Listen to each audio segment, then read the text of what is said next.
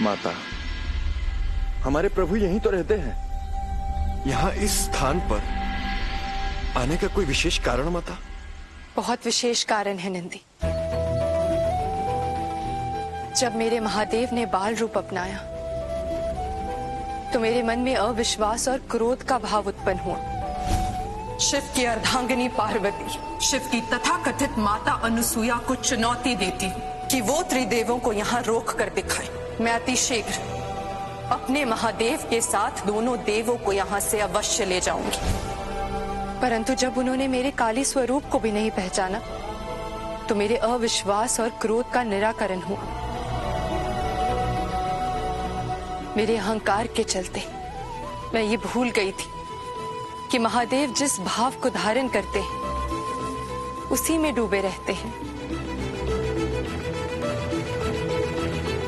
उनकी स्मृति सचमुच लुप्त हो गई है और मुझे उनकी स्मृति जगानी होगी। उन्हें ये स्मरण कराना होगा कि वो देवों के देव महादेव हैं और इसीलिए अब हम यहीं रहेंगे। एक भवन निर्माण कर सर्वप्रथम उनका सानिध्य प्राप्त करेंगे।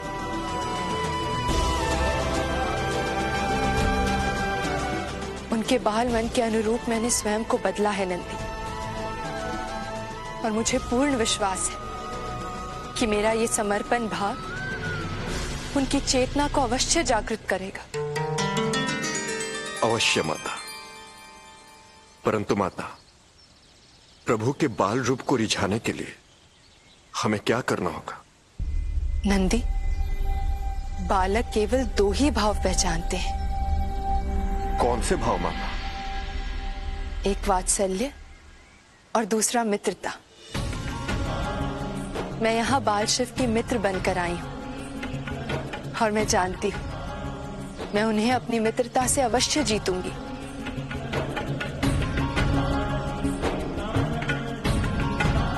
माता, आपने ये निर्णय लेकर हम प्रभु के सेवकों पर बहुत बड़ा उपकार किया है।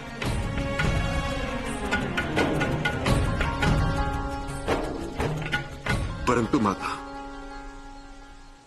भवन का निर्माण करेगा कौन?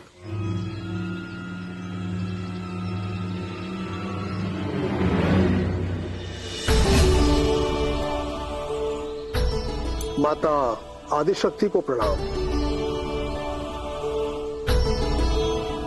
महान वास्तुशास्त्री पराशर जी को मेरा प्रणाम। माता, आपने इस कार्य को करने का सौभाग्य प्रदान करके मुझे गुरु ऋण चुकाने का एक अवसर दिया है।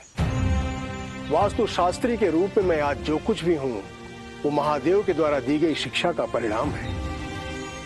माता, आदेश कीजिए, आपको किस प्रकार के भवन की इच्छा है?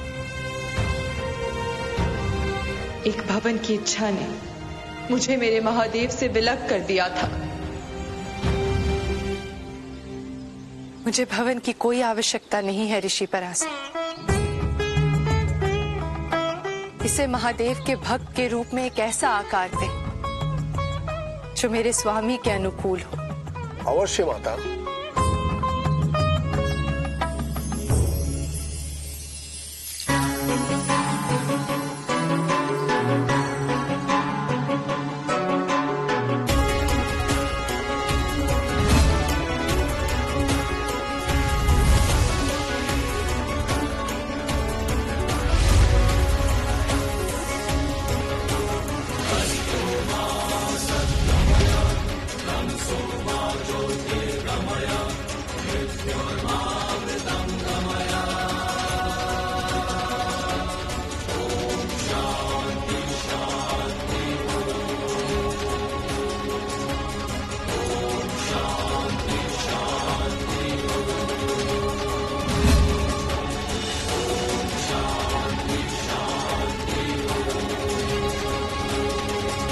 माता, भवन का निर्माण तो हो गया, आगे क्या आदेश है? महासती अनुसुईया से क्रोध में आकर मैंने बहुत कुछ कहा था। आज सर्वप्रथम एक पड़ोसी होने के नाते मैं उनसे क्षमा मांगूंगी।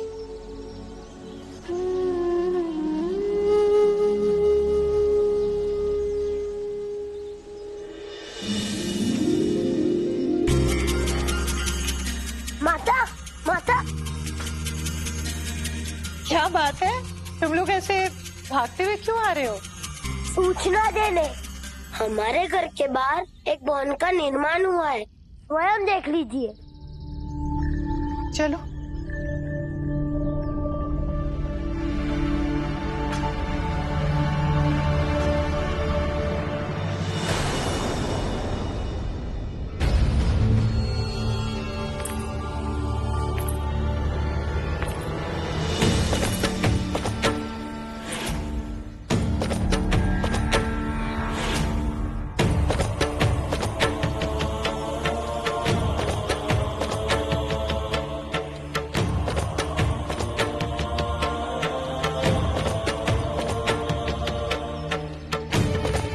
यहाँ आकर इनके रहने का उद्देश्य क्या हो सकता है?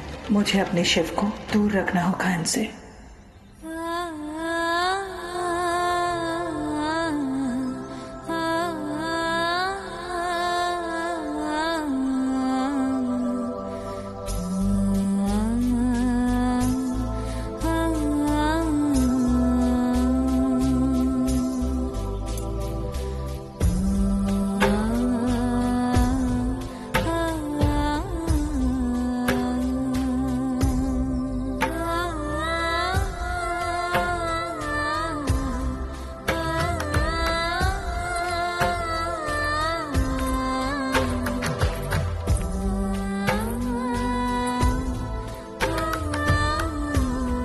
प्रणाम देवी अनुसुया।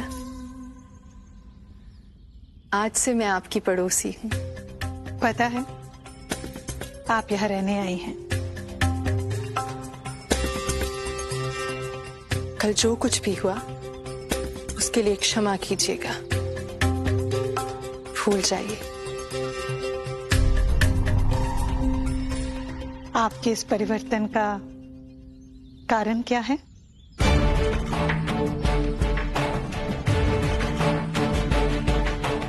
आपके बाल शिव ने कहा था, एक बार हमारे घर आइए, आपको शांति का अनुभव होगा।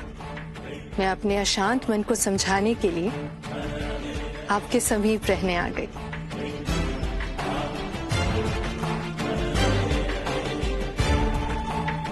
आशा करती हूँ ये आपको स्वीकार्य होगा। अवश्य देवी, आपको जहाँ शांति मिले वहाँ रहने का आपको अधिकार है। इसीलिए तो पड़ोसी धर्म का निर्वाह करते हुए मैं आपके लिए विशेष उपहार लेकर आई हूँ। स्वीकार कीजिए।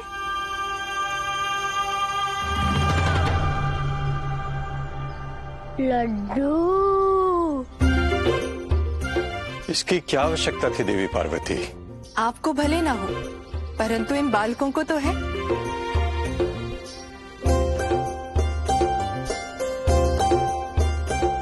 और फिर पड़ोसी का पड़ोसी से संबंध बनाने के लिए यही तो माध्यम है, आदान प्रदान। बालकों, ये लो, लड्डू लो।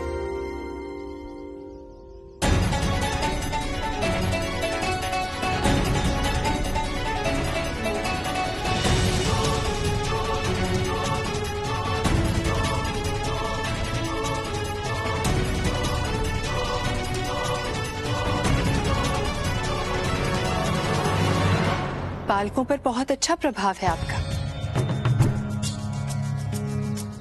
परंतु मेरे विचार से यदि कोई अपना प्रेम स्वरूप कोई उपहार दे तो उसके लिए आज्ञा लेने की आवश्यकता नहीं होनी चाहिए।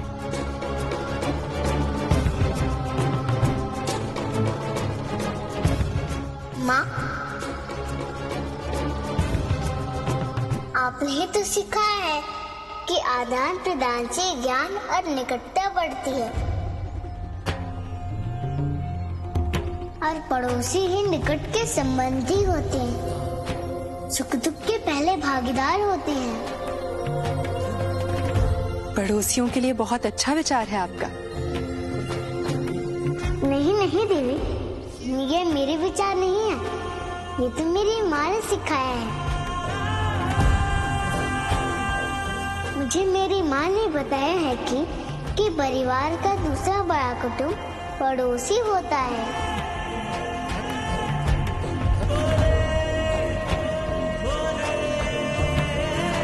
मैंने सत्य कहा ना माँ?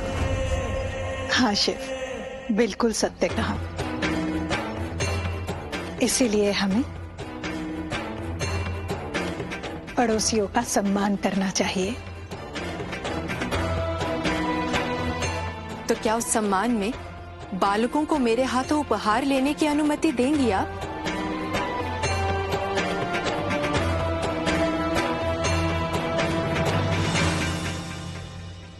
पुत्रो, इनके हाथ से उपहार ले लो, ये मेरी आज्ञा है।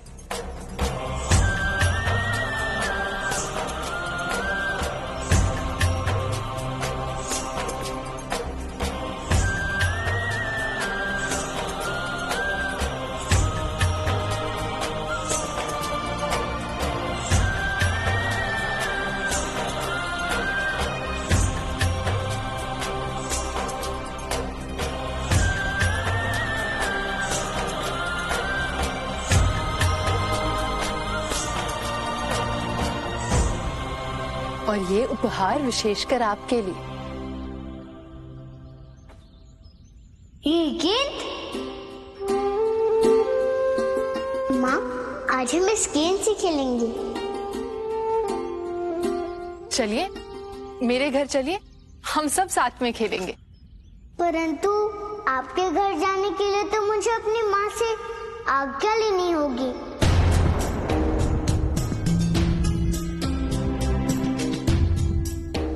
आपने अपने बालकों को पूर्णतः अपनी आज्ञा के बंधन से बांध रखा है देवी अनसुया। नहीं देवी पार्वती, यह आज्ञा का बंधन नहीं है, ये तो ममता का बंधन है।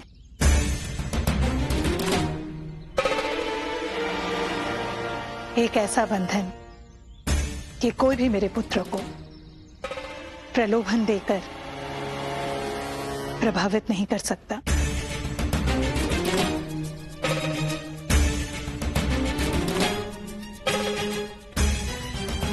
और मेरे भोले शिव को तो कदापि नहीं। हाँ देवी, मैं अपनी माँ की आज्ञा के बिना कोई कार्य नहीं करता।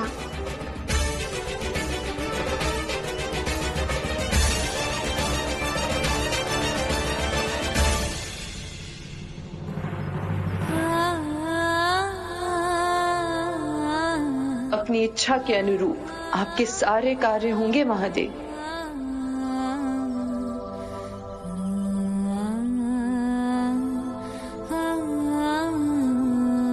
अन्यथा ना ले, ये फिर कभी आपके घर आ जाएंगे। सामने ही तो है, अभी अभ्यास का समय है।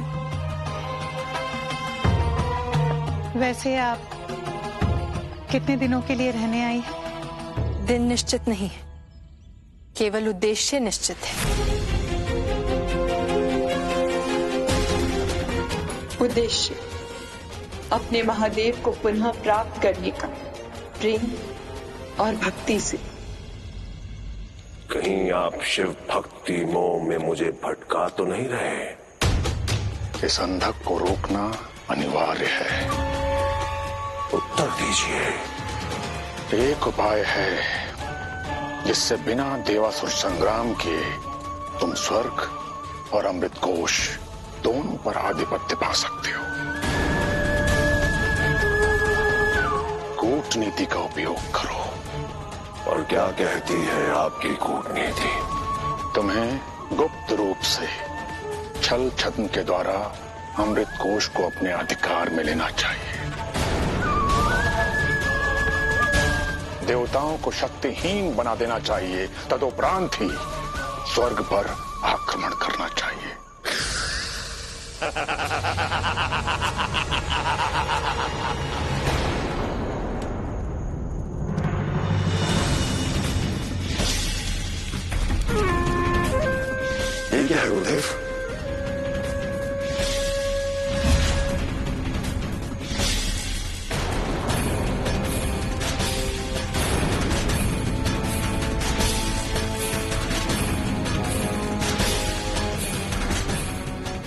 किसे ढूंढ रहे हो?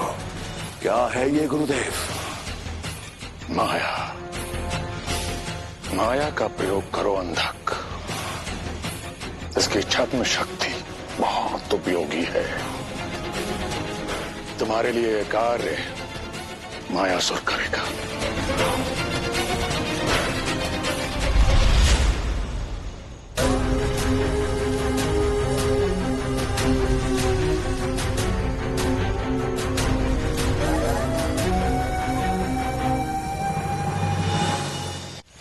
भ्रम से भ्रमित करना और छल से परास्त करना, यही तो कार्य है मेरा।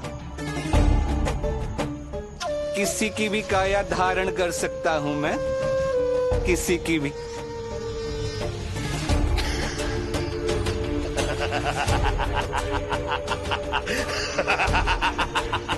गुरुदेव, आज आपने सिद्ध कर दिया कि आप हम असुरों के ही गुरु हैं। जाओ जाओ और जाकर अमृत कोश पर नियंत्रण का कोई सूत्र लेकर आओ।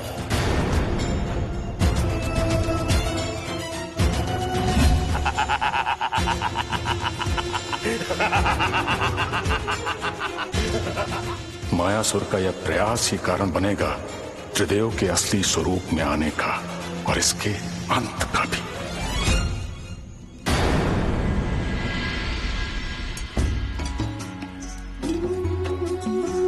नंदी, नंदी। जी माता। क्या सोच रहे हो? सोच रहा हूँ माता अन्नपूर्णा का इतने भाव से बनाया हुआ भोजन मेरे प्रभु ग्रहण कैसे करेंगे। जब स्वाद की अनुभूति होगी तभी तो प्रभु की स्मृति वापस लौटेगी, है ना माता?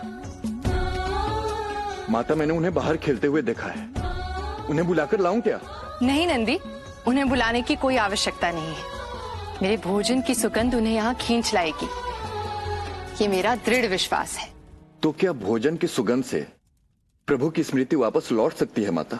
हाँ नंदी, यदि किसी की स्मृति अतीत और वर्तमान के मध्य कहीं रुकी हो तो वो स्मृति किसी भी वस्तु या किसी भी घटना से किसी भी दिशा में परिवर्तित हो सकती है। और प्रबल संभावना है कि मेरे भोजन की सुगंध का प्रभाव उनकी स्मृति पर पड़ जाए और स्मृति वापस लौटे, है ना माता? हाँ नंदी, बस हमें प्रयास करते रहना है। प्रयास में कोई कमी नहीं होगी माता। मेरा अंतर्मन तो ये कह रहा है कि आपके भोजन की सुगंध और स्वाद से प्रभु की स्मृति अवश्य वापस लौटेगी माता। ऐसा ही होगा नंदी।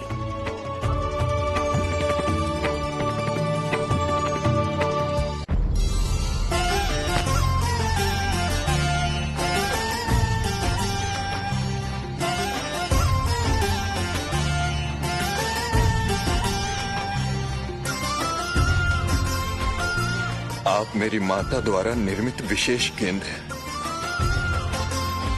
कोई ऐसा चमत्कार दिखाइए कि ये मूड मेरे प्रभु से दूर हो जाए, ताकि मेरी माता की योजना सफल हो जाए।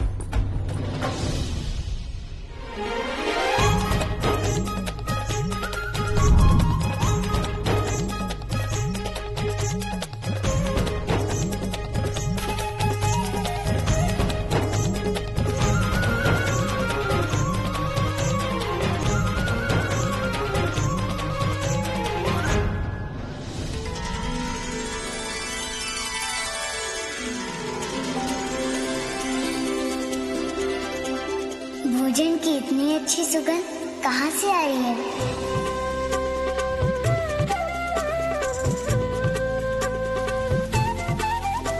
ये तो ईश्वर से आ रही है।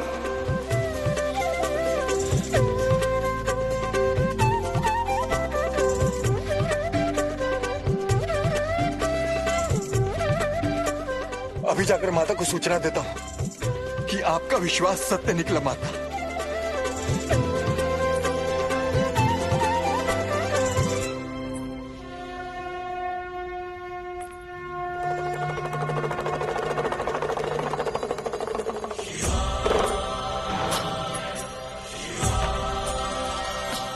मेरे महादेव।